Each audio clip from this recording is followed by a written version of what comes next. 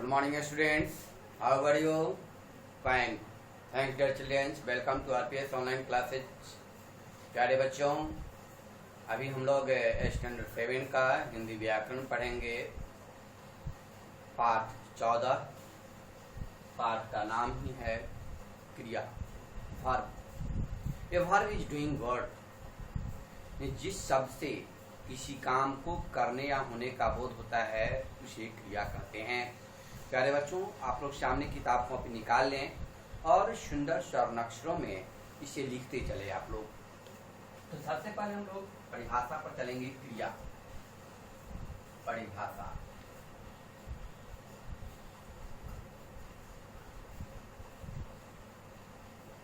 क्रिया किसे कहते हैं?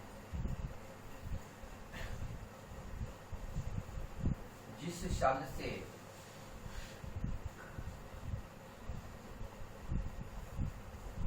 किसी काम को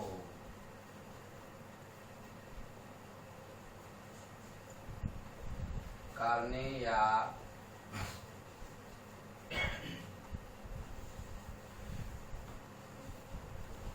होने का बोध होता है उसे क्रिया कहते हैं। स्पष्ट है कि जिस शब्द से किसी काम को करने या होने का बोध होता है उसे हम क्या कहते हैं? क्रिया कहते हैं। जैसे पढ़ना, पढ़ना, लिखना, हंसना, रोना, खाना इत्यादि क्या है? क्रिया है। इत्यादि। स्पष्ट? क्रिया किसे कहते हैं? क्रिया के बाद यानी देखेंगे कि जो काम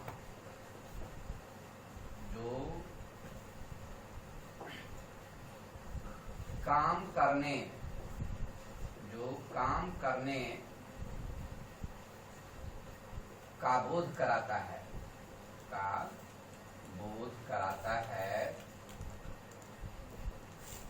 उसे वह शब्द कराता है, वह शब्द क्रिया कहलाता है। क्रिया कहलाता है। राइट? यानी जो काम करने का बोध कराता है वह क्या कहलाता है?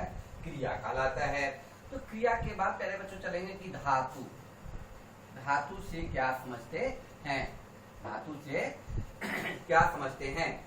क्रिया के मूल रूप को क्या कहते हैं? धातु कहते हैं। क्रिया के मूल रूप को धातु कहते हैं। क्रिया के मूल रूप को क्या कहते हैं? धातु कहते हैं। क्रिया के मूल रूप को धातु कहते हैं। जैसे में दे देंगे आ, गा, जा, पी और खा। ये आ जाता है धातु दिए आ, गा, जा, पी और खा आदि। अब देखते हैं धातु में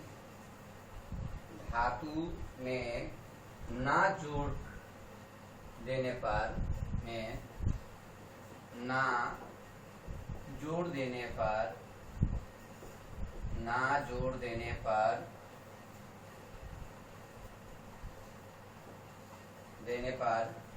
क्रिया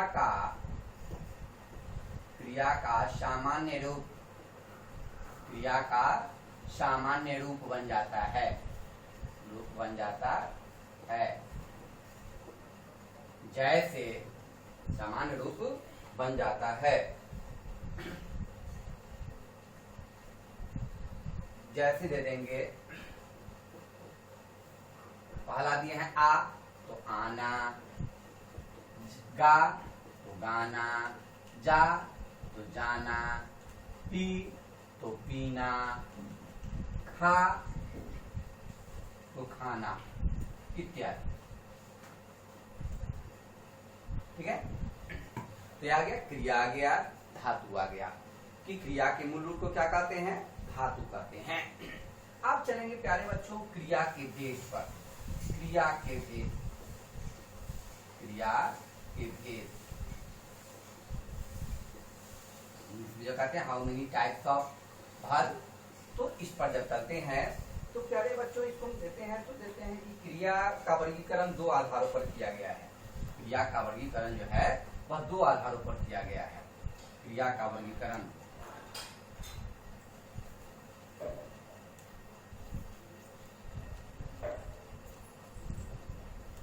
क्रिया का वर्गीकरण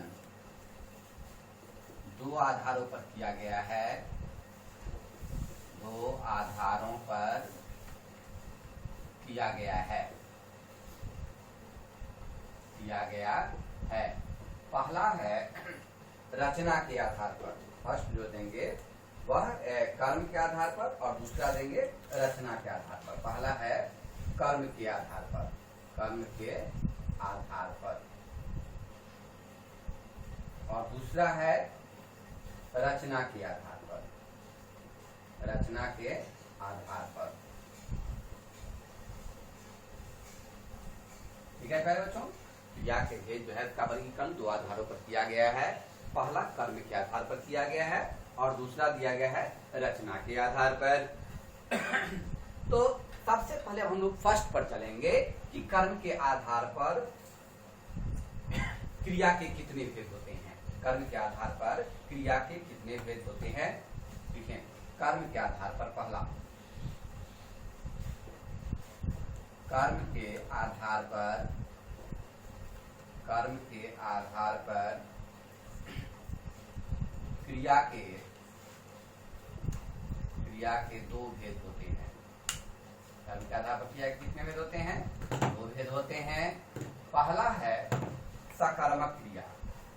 फर्स्ट क्या है, सकर्मक क्रिया, इसको आप लोग इंग्लिश में ट्रांजिटिव कहते हैं और इंट्रांजिटिव कहते हैं, अकर्मक और सकर्मक क्रिया, सकर्मक और अकर्मक क्रिया, सकर्मक। और दूसरा होता है अकर्मक क्रिया, अकर्मक क्रिया। अच्छा, आप लोग लिखते चले प्यारे बच्चों।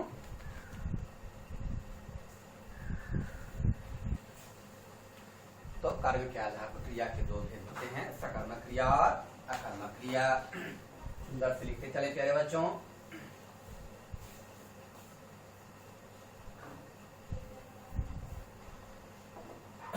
अब हम लोग चलेंगे सकर्मक क्रिया किसे कहते हैं, सकर्मक क्रिया किसे कहते हैं। पहला सकर्मक क्रिया किसे कहते हैं, सकर्मक क्रिया यानी जिन क्रियाओं का फल, जिन क्रियाओं का फल, जिन क्रियाओं का फल कर्ता पर न पड़कर, कर्ता पर न पड़कर, कर्ता पर न पड़कर, कर्ता पर न पड़कर, कर्ता पर न पड़कर कर्म पर पड़ता है, कर्म पर पड़ता है, वे सकर्मक क्रियाएं, सकर्मक क्रियाएं कहलाती है, सकर्मक क्रियाएं कहलाती है। स्पष्ट है कि जिन क्रियाओं का फल कर्ता पर न पड़कर कर्म पर पड़ता है वह सकर्मक क्रियाएं कहलाती है। जैसे रामू, रामू पुस्तक पढ़ता है, रामू पुस्तक पढ़ता है। शिवानी सेब खा रही है। शिवानी सेब खा रही है। शिवानी क्या खा रही है? तो सेब खा रही है। माँ खाना बना रही है। माँ खाना बना रही है।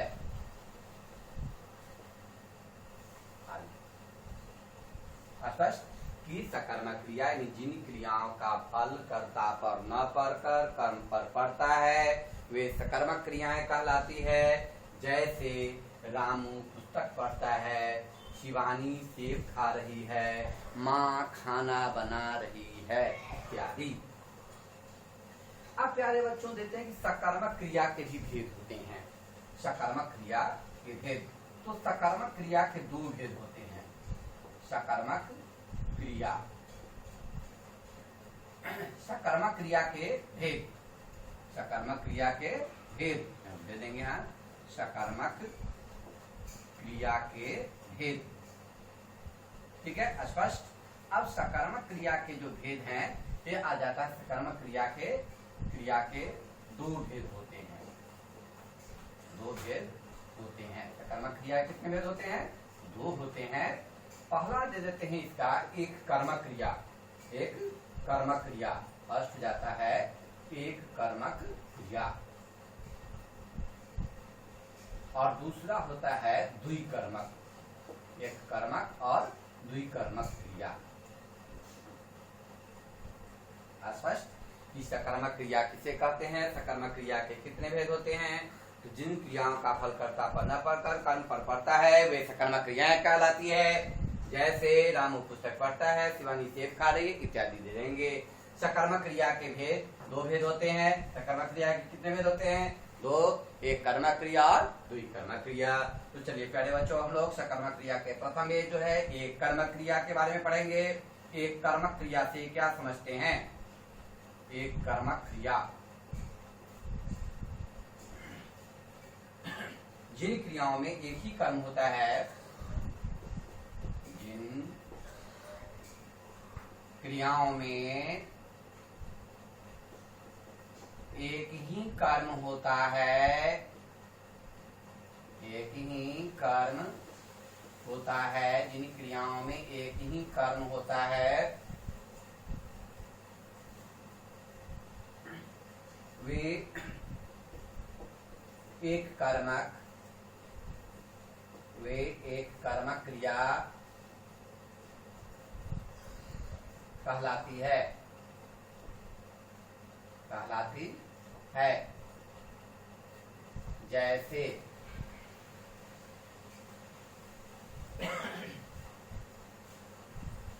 जैसे माँ खाना बनाती है।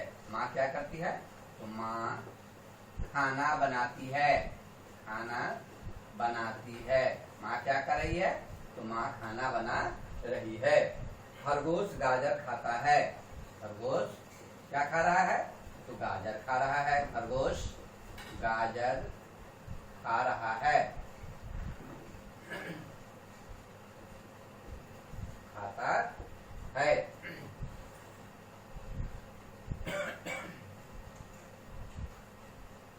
चूहे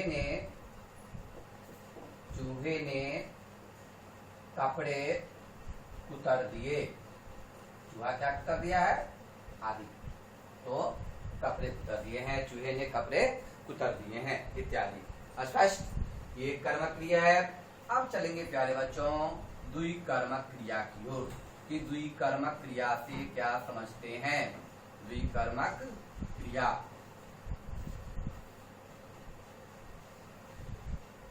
जिन क्रियाओं में दो कर्म पाए जाते हैं, जिन क्रियाओं में दो कर्म पाए जाते हैं,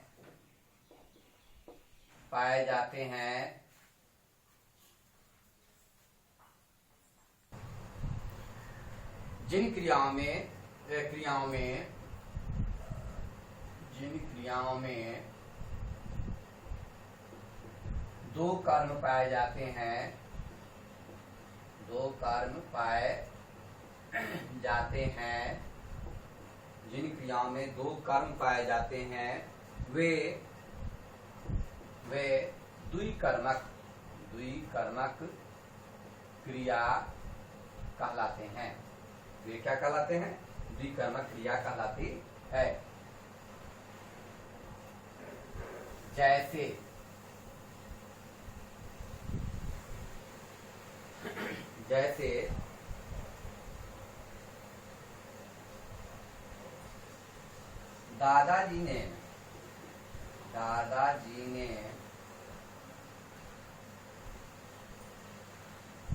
दादाजी ने पोते को उपहार दिया। पोते को उपहार दिया। स्पष्ट? किसको दिया? पोते को दिया। क्या दिया? उपहार दिया। वो आ गया। सेकंड दे देंगे, अध्यापिका ने बच्चों को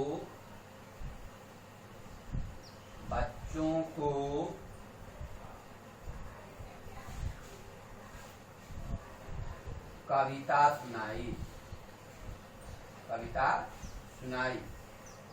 स्पष्ट? किसने सुनाई? किसको सुनाई? बच्चों को सुनाई। क्या सुनाई? तो कविता सुनाई। नौकर ने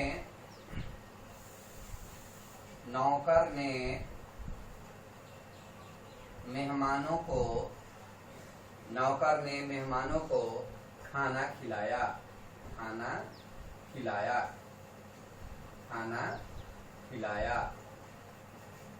स्पष्ट है? नौकर ने किसको खाना खिलाया है? तो मेहमानों को खाना खिलाया। नौकर ने किसको क्या किया? तो मेहमान को खाना खिलाया। स्पष्ट है? तो ये रहा आपका एक कर्मक क्रिया और द्विकर्मक क्रिया। एक कर्मक क्रिया से क्या समझते हैं? जिन क्रियाओं में एक ही कर्म होता है वे कर्मक क्रिया कहलाती है। जैसे माँ खाना बनाती है, खरगोश गाजर खाता है, चूहे ने कपड़े उतर दिए इत्यादि देंगे। सेकंड जो द्विकर्मक क्रिया है, जिन क्रियाओं में दो कर्म पाए जाते हैं वे द्विकर्मक क्रियाएं कहलाती है। जैसे दादाजी ने पोते को उपहार दिया, अध्यापिका ने बच्चों को कविता सुनाई, नौकर ने मेहमानों को खाना खिलाया। सुंदर स्वर अक्षरों में प्यारे बच्चों लिखते रहें। अब कर्म के आधार पर जो दूसरा भेद है उसको लिखेंगे। सकर्मक क्रिया के बाद क्या देते हैं? अकर्मक क्रिया। दूसरा है अकर्मक क्रिया से क्या समझते हैं? अकर्मक क्रिया कौन सा है? अकर्मक क्रिया है, यानी जिन क्रियाओं में कर्म की आवश्यकता नहीं होती। जिन क्रियाओं में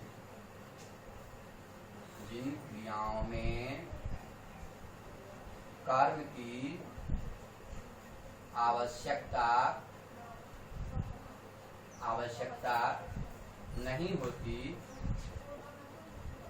जिन क्रियाओं में कर्म की आवश्यकता नहीं होती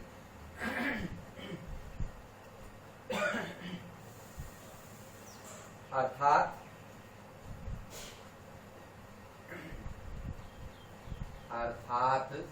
जिसका फल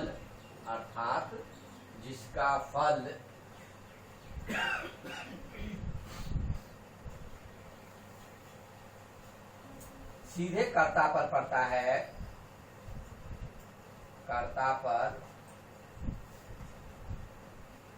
पड़ता है, सीधे कर्ता पर पड़ता है,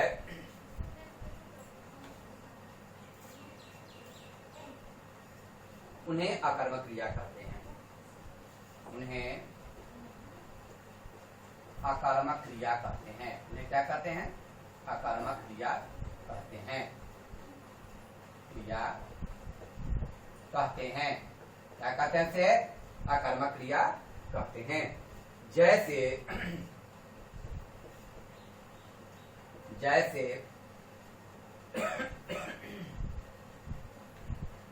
गीता सो रही है। गीता क्या कर रही है? सो रही है। गीता सो रही है।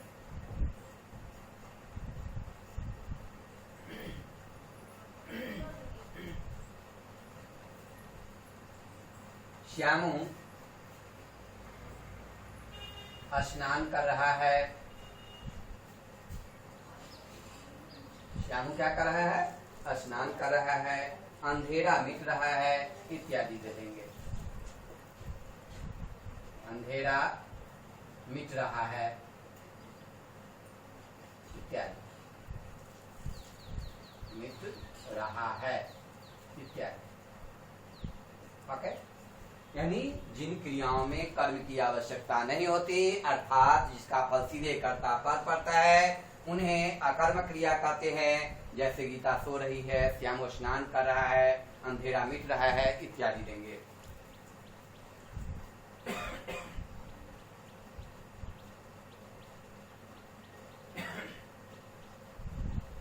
स्पष्ट? आप प्यारे बच्चों, हम लोग HW की ओर चलेंगे, HW सेशन की ओर चलेंगे। प्रश्न 1 रहेगा आपका, क्रिया किसे कहते हैं? क्रिया किसे कहते हैं?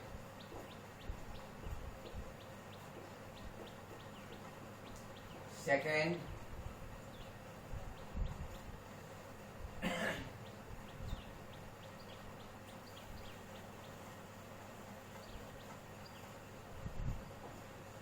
क्रिया का वर्गीकरण। क्रिया का वर्गीकरण कितने आधारों में? क्रिया का वर्गीकरण कितने आधारों पर किया गया है? नाम लिखें। स्पष्ट? क्वेश्चन नंबर 3, कर्म के आधार पर, कर्म के आधार पर क्रिया के कितने भेद होते हैं? भेद होते हैं। प्रत्येक को परिभाषित करें। परिभाषित करें। क्वेश्चन नंबर 4 देंगे, एक कर्मक क्रिया, एक कर्मक क्रिया और द्विकर्मक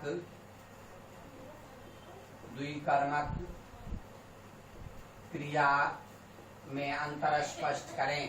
अंतर स्पष्ट करें।